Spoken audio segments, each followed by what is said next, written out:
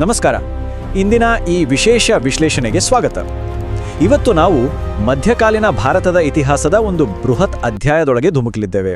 ಹೌದು, 2 ಶತಮಾನಗಳಿಗೂ ಹೆಚ್ಚು ಕಾಲ ಮೆರೆದ ಮೊಘಲ್ ಸಾಮ್ರಾಜ್ಯದ ಉದಯ, ಉತ್ತುಂಗ ಮತ್ತು ಪತನದ ಕಥೆಯನ್ನು ನೇರವಾಗಿ ಐತಿಹಾಸಿಕ ಮೂಲಗಳ ಆಧಾರದ ಮೇಲೆ ಅರ್ಥ ಮಾಡಿಕೊಳ್ಳೋಣ.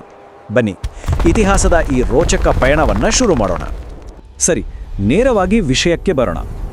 ನಮ್ಮ ಇಂದಿನ ಪಯಣದ ರೂಪುರೇಷೆ ಹೀಗಿರಲಿದೆ. ಮೊದಲು ಸ್ಥಾಪನೆ, ಅಂದರೆ ಬಾಬರ್ ಮತ್ತು ಹುಮಾಯೂನ್. ಆಮೇಲೆ ಶೇರ್ ಶಾ ಸೂರಿಯ ಅನಿರೀಕ್ಷಿತ ಪ್ರವೇಶ. ಮೂರನೆಯದಾಗಿ ಅಕ್ಬರ್ ಆಳ್ವಿಕೆಯಲ್ಲಿ ಸಾಮ್ರಾಜ್ಯದ ವಿಸ್ತರಣೆ. ನಾಲ್ಕನೆಯದಾಗಿ ಜಹಾಂಗೀರ್ ಮತ್ತು ಶಹಜಹಾನ್ ಕಾಲದ ವೈಭವ. ಹಾಗೂ ಕೊನೆಯದಾಗಿ ಔರಂಗಜೇಬ್ ಮತ್ತು ಸಾಮ್ರಾಜ್ಯದ ಪತನ. ವಿಭಾಗ 1: ಸಾಮ್ರಾಜ್ಯದ ಸ್ಥಾಪನೆ, ಬಾಬರ್ ಮತ್ತು ಹುಮಾಯೂನ್. ಈ ಕಥೆ ಶುರುವಾಗೋದು ಝಹೀರುದ್ದೀನ್ ಮುಹಮ್ಮದ್ ಅಲಿಯಾಸ್ ಬಾಬರ್ನಿಂದ. ತನ್ನವರೇ ಆದವರಿಂದ ಫರ್ಗಾನಾದಿಂದ ಹೊರಹಾಕಲ್ಪಟ್ಟ ಈ ಬುದ್ಧಿವಂತ ಯುವಕ ಭಾರತದತ್ತ ಕಣ್ಣು ನೆಟ್ಟ. ಭಾರತಕ್ಕೆ ಕಾಲಿಟ್ಟಿದ್ದೇ ತಡ ಸತತವಾಗಿ ಯುದ್ಧಗಳನ್ನೇ ಮಾಡಿದ. 1526ರಲ್ಲಿ ಪಾಣಿಪತ್, 1527ರಲ್ಲಿ ಖಾನ್ವಾ, 1528ರಲ್ಲಿ ಚಂದೇರಿ ಮತ್ತು 1529ರಲ್ಲಿ ಘಾಗ್ರಾ ಯುದ್ಧ. 1530ರಲ್ಲಿ ಆತ ಸಾಯುವ ಮುನ್ನ ಕೇವಲ 4 ವರ್ಷಗಳಲ್ಲಿ ಭಾರತದ ಉಪಖಂಡದಲ್ಲಿ ಎಷ್ಟು ವೇಗವಾಗಿ ತನ್ನ ಸಾಮ್ರಾಜ್ಯದ ಬುನಾದಿಯನ್ನು ಭದ್ರಪಡಿಸಿದ ಅನ್ನೋದನ್ನ ನಾವಿಲ್ಲಿ ನೋಡಬಹುದು. ಪರೀಕ್ಷೆ ದೃಷ್ಟಿಯಿಂದ ಈ ಯುದ್ಧಗಳನ್ನು ಅದೇ ಕ್ರಮಾಂಕದಲ್ಲಿ ನೆನಪಿಟ್ಕೊಳ್ಳೋಕೆ ಒಂದು ಫೇಮಸ್ ಟ್ರಿಕ್ ಇದೆ, ಕೇಳಿ. ಪಾನಿಪಿಯಾ, ಖಾನಾಖಾಯ, ಛಂದಾಲೇಕೆ, ಘರ್ಕೋಗಯ. ಇಲ್ಲಿ ಪಾನಿ ಅಂದರೆ ಪಾಣಿಪಾತ್, ಖಾನಾ ಅಂದರೆ ಖಾನ್ವಾ, ಛಂದ ಅಂದರೆ ಚಂದೇರಿ ಮತ್ತು ಘರ್ ಅಂದರೆ ಘಾಗ್ರಾ. ಇತಿಹಾಸದ ಇಸ್ವಿಗಳನ್ನು ತಲೆಯಲ್ಲಿಟ್ಕೊಳ್ಳೋಕೆ ಇದೊಂದು ಅದ್ಭುತವಾದ ಮಾರ್ಗ ಅಲ್ವಾ? ಪಾಣಿಪತ್ ಯುದ್ಧದಲ್ಲಿ ಇಬ್ರಾಹಿಂ ಲೋದಿಯ ಬೃಹತ್ ಸೈನ್ಯವನ್ನ ಬಾಬರ್ ಹೇಗೆ ಸೋಲಿಸಿದ? ಅದಕ್ಕೆ ಮುಖ್ಯ ಕಾರಣ ಈ ತುಲುಗ್ಮಾ ಯುದ್ಧ ತಂತ್ರ. ಶತ್ರು ಸೈನ್ಯವನ್ನ ಪಾರ್ಶ್ವಗಳಿಂದ ಮತ್ತು ಹಿಂದಿನಿಂದ ಏಕಾಏಕಿ ಸುತ್ತುವರಿಯುವ ಅತ್ಯಂತ ಶಕ್ತಿಶಾಲಿ ವಿಧಾನ ಇದು. ಇದರ ಜೊತೆಗೆ ಬಾಬರ್ ಭಾರತದಲ್ಲಿ ಮೊದಲ ಬಾರಿಗೆ ದೊಡ್ಡ ಮಟ್ಟದಲ್ಲಿ ಸಿಡಿಮದ್ದನ್ನ ಬಳಸ್ದ. ಈ 2 ಅಸ್ತ್ರಗಳ ಸಂಯೋಜನೆ ಆತನಿಗೆ ನಿರ್ಣಾಯಕ ಜಯ ತಂದುಕೊಡ್ತು. ವಿಭಾಗ 2: ಶೇರ್ ಶಾ ಸೂರಿಯ ಅನಿರೀಕ್ಷಿತ ತಡೆ. ಬಾಬರ್ ಮರಣದ ನಂತರ ಹುಮಾಯೂನ್ ಅಧಿಕಾರಕ್ಕೆ ಬರ್ತಾನೆ. ಆದರೆ ಅತ್ಯಂತ ಸಮರ್ಥ ಅಫ್ಘಾನ್ ನಾಯಕ ಶೇರ್ ಶಾ ಸೂರಿಯಿಂದ ದೊಡ್ಡ ಬ್ರೇಕ್ ಬೀಳುತ್ತೆ. ಹುಮಾಯೂನನ್ನ ಸೋಲಿಸಿ ಓಡಿಸಿದ ಈ ಶೇರ್ ಶಾ ಕೇವಲ ಯುದ್ಧವೀರ ಆಗಿರಲಿಲ್ಲ. ಆತನ ಆಡಳಿತ ವ್ಯವಸ್ಥೆ ಎಷ್ಟೊಂದು ಅದ್ಭುತವಾಗಿತ್ತು ಅಂದ್ರೆ ಮುಂದೆ ಬಂದ ಮೊಘಲ್ ದೊರೆಗಳು ಇದನ್ನೇ ಕಾಪಿ ಮಾಡಿದ್ರು. ಇಂದಿನ ರೂಪಾಯಿ ಕರೆನ್ಸಿಯನ್ನ ಪರಿಚಯಿಸಿದ್ದು, ಬೃಹತ್ ಗ್ರ್ಯಾಂಡ್ ಟ್ರಂಕ್ ರೋಡ್ ನಿರ್ಮಿಸಿದ್ದು, ಸರಾಯ್ ಅನ್ನೋ ವಿಶ್ರಾಂತಿ ಗೃಹಗಳನ್ನ ಕಟ್ಟಿಸಿದ್ದು ಇದೇ ಶೇರ್ ಶಾ. ರೈತರಿಗಾಗಿ ಪಟ್ಟಾ ಮತ್ತು ಕಬೂಲಿಯತ್ ಅನ್ನೋ ಅಗ್ರಿಮೆಂಟ್ಗಳನ್ನು ಆತ ಜಾರಿಗೆ ತಂದಿದ್ದ. ಇತಿಹಾಸದಲ್ಲಿ ಕೆಲವೊಮ್ಮೆ ಎಂಥ ವಿಚಿತ್ರ ಘಟನೆಗಳು ನಡೀತವೆ ಅಂದ್ರೆ, 1545ರಲ್ಲಿ ಶೇರ್ ಶಾ ಕಲಿಂಜರ್ ಕೋಟೆಯನ್ನು ವಶಪಡಿಸಿಕೊಳ್ಳೋ ಟ್ರೈ ಮಾಡ್ತಿದ್ದ.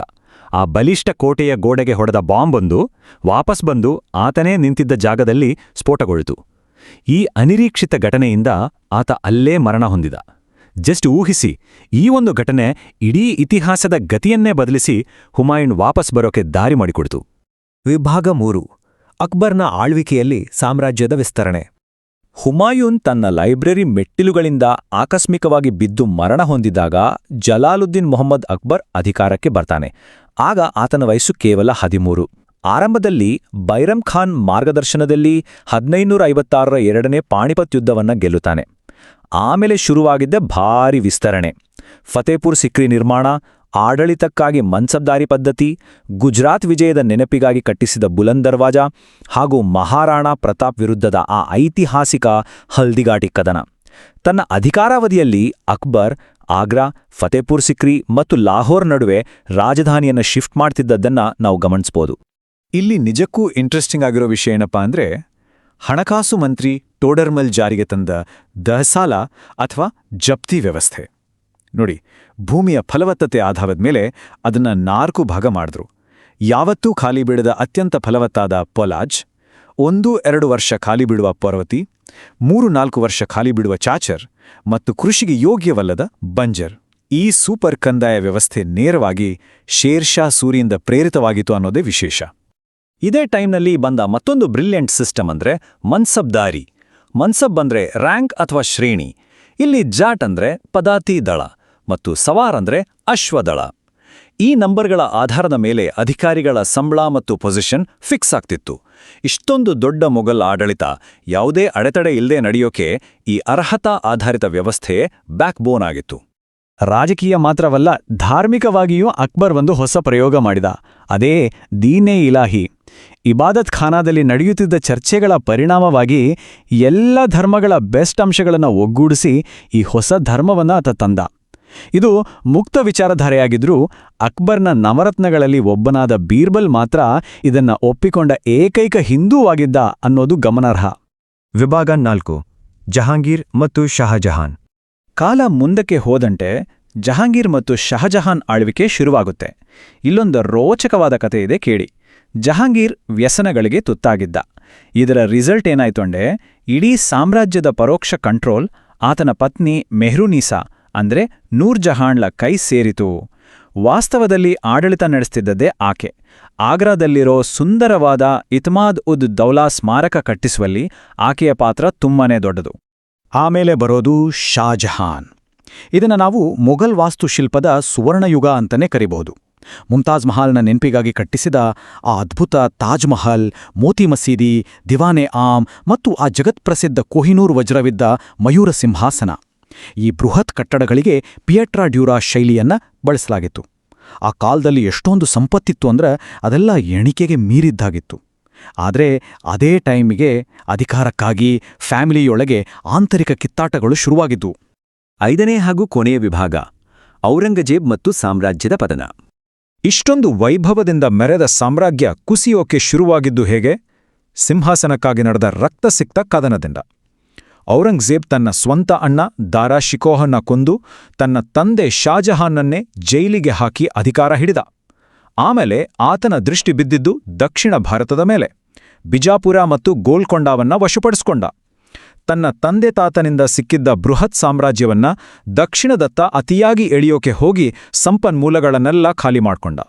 ಲಭ್ಯವಿರುವ ಐತಿಹಾಸಿಕ ಮೂಲಗಳನ್ನು ಗಮನಿಸಿದ್ರೆ ಔರಂಗಜೇಬ್ ಅತ್ಯಂತ ಕಟ್ಟುನಿಟ್ಟಿನ ಧಾರ್ಮಿಕ ನೀತಿಗಳನ್ನು ಜಾರಿಗೆ ತಂದ. ಇಸ್ಲಾಮಿಕ್ ನಿಯಮಗಳ ಪಾಲನೆಗಾಗಿ ಮುಹತಾಸಿಬ್ ಅನ್ನೋ ಅಧಿಕಾರಿಗಳನ್ನು ನೇಮಿಸಿದ. ಫತಾವಾ ಇ ಆಲಂಗಿರಿ ಅನ್ನೋ ಕಾನೂನು ತಂದ. ಅಷ್ಟೇ ಅಲ್ಲ, ಬಲವಂತದ ಮತಾಂತರವನ್ನ ವಿರೋಧಿಸಿದ್ದಕ್ಕಾಗಿ ಸಿಖ್ಖರ 9ನೇ ಗುರು ತೇಗ್ ಬಹದ್ದೂರ್ ಅವರನ್ನ ಗಲ್ಲಿಗೇರಿಸಿದ. ಆತನೇ ಕಠಿಣ ನೀತಿಗಳು ಸಾಮ್ರಾಜ್ಯದ ಒಳಗೆ ದೊಡ್ಡ ಮಟ್ಟದ ಸಂಘರ್ಷಗಳನ್ನೇ ಹುಟ್ಟುಹಾಕಿದ್ವು. ಇದೇ ಟೈಮ್ನಲ್ಲಿ ಮೊಘಲ್ರಿಗೆ ಅತ್ಯಂತ ದೊಡ್ಡ ತಲೆನೋವು ಶುರುವಾಗಿದ್ದು ಮರಾಠರಿಂದ. ಚೌತ್ ಅನ್ನೋದು ಮರಾಠರು ವಸೂಲಿ ಮಾಡ್ತಿದ್ದ 25% ಟ್ಯಾಕ್ಸ್. ಈ ಮರಾಠರು ತಮ್ಮ ಸ್ಪೀಡ್ ಆದ ಗೆರಿಲ್ಲಾ ಯುದ್ಧತಂತ್ರದ ಮೂಲಕ ಏಕಾಏಕಿ ದಾಳಿ ಮಾಡಿ ಇದನ್ನ ವಸೂಲಿ ಮಾಡ್ತಿದ್ರು. ಇದು ಮೊಘಲ್ ಆರ್ಥಿಕತೆಯನ್ನ ಅಕ್ಷರಶಃ ಅಲುಗಾಡಿಸ್ಬಿಡ್ತು. ಈ ಇಡೀ ಸಂಘರ್ಷದಲ್ಲಿ ಛತ್ರಪತಿ ಶಿವಾಜಿ ಮಹಾರಾಜ್ ಮತ್ತು ಔರಂಗಜೇಬನ ನಡುವಣ ಪೈಪೋಟಿ ಇತಿಹಾಸದಲ್ಲೇ ಫೇಮಸ್. ಅಫ್ಜಲ್ ಖಾನ್ನ ಹತ್ಯೆಯತ್ನದಿಂದ ಪಾರಾದ ಶಿವಾಜಿ ನಂತರ ಔರಂಗಜೇಬನ ಸೆರೆಯಿಂದಲೂ ಬ್ರಿಲಿಯಂಟಾಗಿ ಎಸ್ಕೇಪ್ ಆದರು. 1674ರಲ್ಲಿ ತಮ್ಮ ಪಟ್ಟಾಭಿಷೇಕ ಮಾಡಿಕೊಳ್ಳುವ ಮೂಲಕ ಮೊಘಲರ ಅಸ್ತಿತ್ವಕ್ಕೆ ಡೈರೆಕ್ಟ್ ಸವಾಲ್ ಹಾಕಿದ್ರು. ಶಿವಾಜಿಯವರ ಈ ಟ್ಯಾಕ್ಟಿಕ್ಸ್ ನೋಡಿ ಬೃಹತ್ ಮೊಘಲ್ ಸೈನ್ಯವೇ ದಂಗಾಗಿ ಹೋಗಿತ್ತು. ಹಾಗಾದ್ರೆ ನಾವಿಲ್ಲಿ ಅರ್ಥ ಮಾಡ್ಕೊಳ್ಬೇಕಾದ ಮುಖ್ಯ ಅಂಶ ಏನು? ಈ ಎರಡೂ ಪಾಲಿಸಿಗಳ ನಡುವಿನ ವ್ಯತ್ಯಾಸ. ಒಂದೆಡೆ ರಜಪೂತರ ಜೊತೆ ವಿವಾಹ ಮತ್ತು ಸ್ನೇಹ ಬೆಳೆಸಿ ಇಡೀ ಸಾಮ್ರಾಜ್ಯವನ್ನ ಗಟ್ಟಿಯಾಗಿ ಕಟ್ಟಿದ ಅಕ್ಬರ್ನ ಮೈತ್ರಿ ನೀತಿ. ಇನ್ನೊಂದೆಡೆ ಇತರರನ್ನ ದೂರ ತಳ್ಳಿದ ಸಂಭಾಜಿಯಂತಹ ನಾಯಕರನ್ನ ಹತ್ಯೆಗೈದ ಔರಂಗಜೇಬ್ನ ಪ್ರತ್ಯೇಕತಾ ನೀತಿ. ಇದೇ ಕಠಿಣ ನಿಲುವು ಆ ಬೃಹತ್ ಸಾಮ್ರಾಜ್ಯದ ಬೆರುಕಿಗೆ ಅಸಲಿ ಕಾರಣವಾಯಿತು. ಔರಂಗಜೇಬನ ಮರಣದ ನಂತರ ಏನಾಯ್ತು ಗೊತ್ತಾ? ಇಡೀ ಸಾಮ್ರಾಜ್ಯ ಇಸ್ಪೀಟ್ ಎಲೆಗಳ ಬಂಗಲೆಯಂತೆ ಕುಸಿದು ಬಿಡ್ತು. ಆಮೇಲೆ ಬಂದ ದೊರೆಗಳೆಲ್ಲ ಬರೀ ನಾಮಕಾವಸ್ಥೆ. ಸೈಯದ್ ಸಹೋದರರಂತಹ ಕಿಂಗ್ ಮೇಕರ್ಸ್ ಬೊಂಬೆ ದೊರೆಗಳನ್ನು ಕೂರಿಸ್ತಾ ಇದ್ರು. ಅಧಿಕಾರ ಎಷ್ಟರ ಮಟ್ಟಿಗೆ ವೀಕ್ ಆಗಿತ್ತು ಅಂದ್ರೆ 1739ರಲ್ಲಿ ನಾದಿರ್ ಶಾ ದೆಹಲಿ ಮೇಲೆ ದಾಳಿ ಮಾಡಿದಾಗ ತಡೆಯೋರೇ ಇರಲಿಲ್ಲ. ಆತ ಮಯೂರ ಸಿಂಹಾಸನ, ಕೊಹಿನೂರ್ ವಜ್ರ ಸಮೇತ ಇಡೀ ದೆಹಲಿಯನ್ನೇ ಲೂಟಿ ಮಾಡ್ಕೊಂಡು ಹೋದ. ಕೇವಲ 2 ಶತಮಾನಗಳಲ್ಲಿ ಒಂದು ಬೃಹತ್ ಸಾಮ್ರಾಜ್ಯ ಹುಟ್ಟಿ ಬೆಳೆದು ಕೊನೆಗೆ ನಾಶವಾಗಿ ಹೋಯಿತು. ಕೊನೆಯಲ್ಲಿ ಒಂದು ಪ್ರಶ್ನೆಯನ್ನ ಊಹಿಸಿ ನೋಡಿ.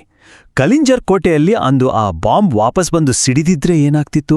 ಅಥವಾ ಔರಂಗಜೇಬ್ ದಕ್ಷಿಣ ಭಾರತದ ಮೇಲೆ ಅಷ್ಟೊಂದು ಗೀಳು ಹೊಂದದೆ ದೆಹಲಿಯಲ್ಲೇ ಉಳಿದಿದ್ರೆ ಏನಾಗ್ತಿತ್ತು? ಇತಿಹಾಸದ ಒಂದು ಸಣ್ಣ ಘಟನೆ ಇಡೀ ಉಪಖಂಡದ ಭವಿಷ್ಯವನ್ನೇ ಹೇಗೆ ಬದಲಾಯಿಸುತ್ತೆ ಅನ್ನೋದು ನಿಜಕ್ಕೂ ರೋಚಕ ಅಲ್ವಾ? ಈ ಆಳವಾದ ವಿಶ್ಲೇಷಣೆ ನಿಮಗೆ ಇತಿಹಾಸದ ಕ್ಲಿಯರ್ ಪಿಕ್ಚರ್ ಕೊಟ್ಟಿದೆ ಅಂತ ಭಾವಿಸ್ತೀನಿ. ಮತ್ತೊಂದು ಇಂಟ್ರೆಸ್ಟಿಂಗ್ ವಿಷಯದೊಂದಿಗೆ ಮತ್ತೆ ಸಿಗೋಣ. ಇನ್ನೂ ಈ ತರಹ ಹೆಚ್ಚು ವಿಡಿಯೋಗಾಗಿ ನಮ್ಮ ಚಾನೆಲ್ ಸಬ್ಸ್ಕ್ರೈಬ್ ಮಾಡ್ಕೊಳ್ಳಿ. ಹಾಗೆ ನಿಮ್ಮ ಅನಿಸಿಕೆನ ಕೆಳಗಡೆ ಕಮೆಂಟ್ ಮಾಡಿ. ಹೌದು. ಸಿಗೋಣ ಮುಂದಿನ ವಿಡಿಯೋದಲ್ಲಿ. ನಮಸ್ಕಾರ.